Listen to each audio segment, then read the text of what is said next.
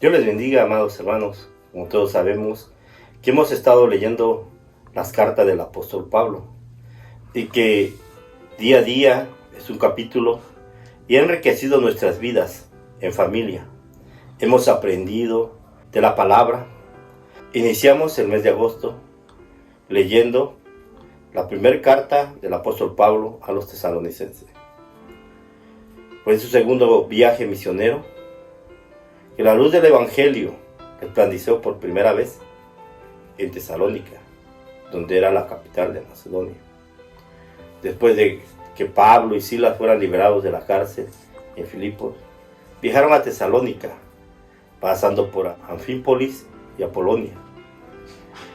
En aquellos tiempos, Tesalónica era una ciudad estratégica e importante del continente europeo, tanto comercial y políticamente.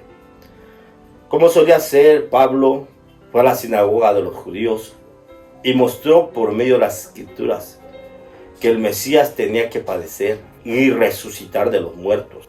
Luego pasó a declarar que Jesús de Nazaret era el esperado Mesías del cual hablaba las escrituras. Eso tuvo lugar en la sinagoga, donde por 3 días de reposo Pablo les habló y donde algunos judíos quedaron convencidos y aceptaron el evangelio de Jesucristo.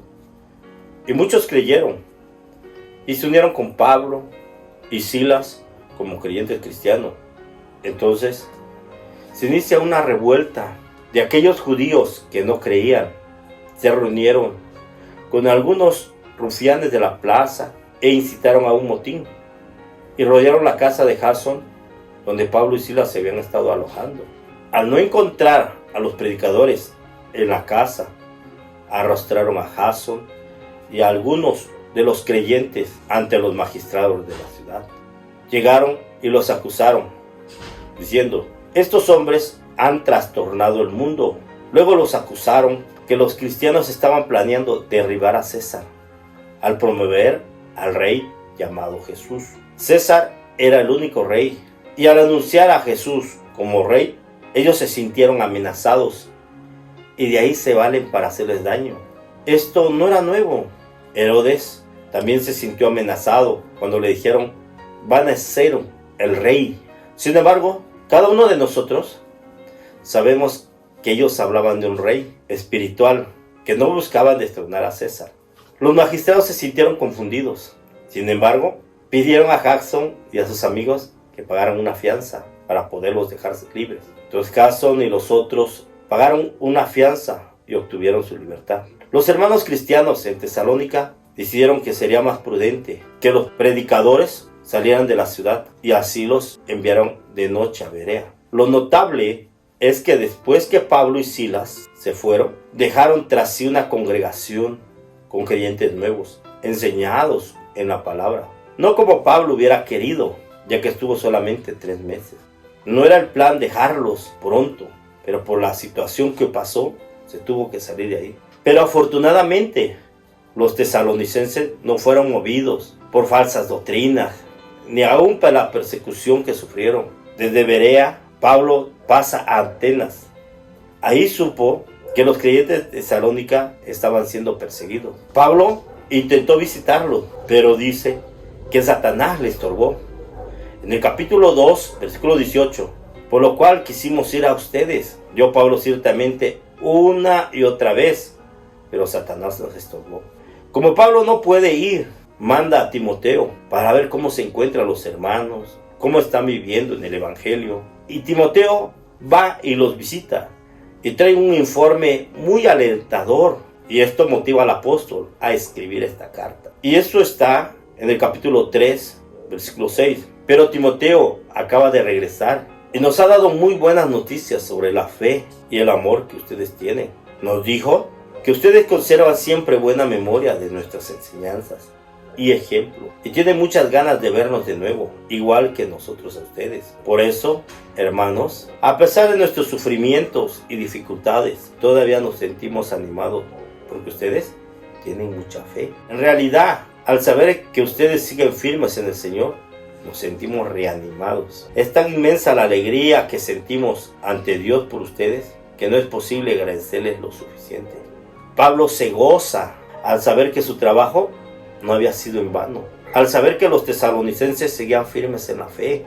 Qué precioso es. Así muchos pastores nos gozamos cuando vemos a un hermano que ha aceptado el bendito evangelio. Lo vemos cambiado, transformado, renovado y con un esfuerzo de seguir alabando a Dios, buscando a Dios, acercándose más a Dios, aún en las circunstancias difíciles. Hay una buena noticia de la iglesia para el apóstol Pablo. Él se siente contento. Tanto así que dice la carta que los tesalonicenses llegaron a ser misioneros, ellos mismos. Ellos trabajaban, la mayoría, en el comercio, que era un comercio intenso en la ciudad. Y dice que por palabra y que por ejemplo de vida estaban extendiendo el evangelio en Macedonia, en Acaya y en otros lugares. Y eso lo vemos en capítulo 1, versículo 7.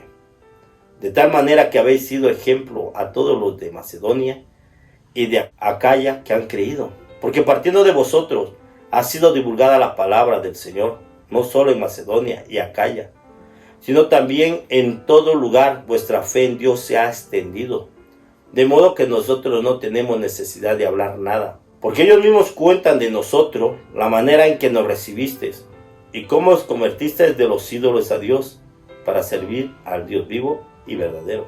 De verdad, se gozaba el apóstol Pablo de mirar que era una iglesia que se esforzaba y que evangelizaba para que conocieran todos el bendito evangelio. Se habla de que esta carta fue la primera carta escrita por el apóstol Pablo y fue a los tesalonicenses. Veían que había unas dudas. Ellos decían, pues si alguien murió, habían muerto varios de ellos y decía, estamos esperando al Señor Jesús, pero muchos ya murieron.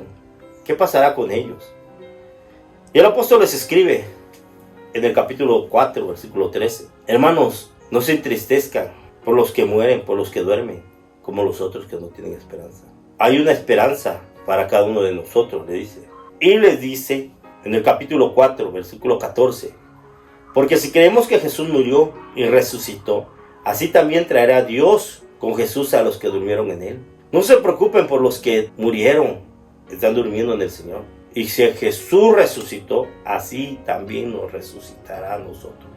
Esta enseñanza es una enseñanza, ha sido dada para la iglesia tesalonicenses y para nosotros también.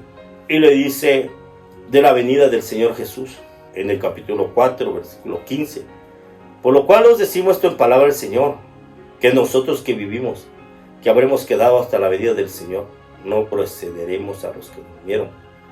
Porque el Señor mismo con voz de mando, con voz de arcángel y con trompeta de Dios descenderá del cielo, y los muertos en Cristo resucitarán primero. Luego nosotros los que vivimos, los que hemos quedado, seremos arrebatados juntamente con ellos en las nubes para recibir al Señor en el aire, y así estaremos siempre con el Señor. Habla del arrebatamiento de la iglesia y es una enseñanza que ha estado de generación tras generación.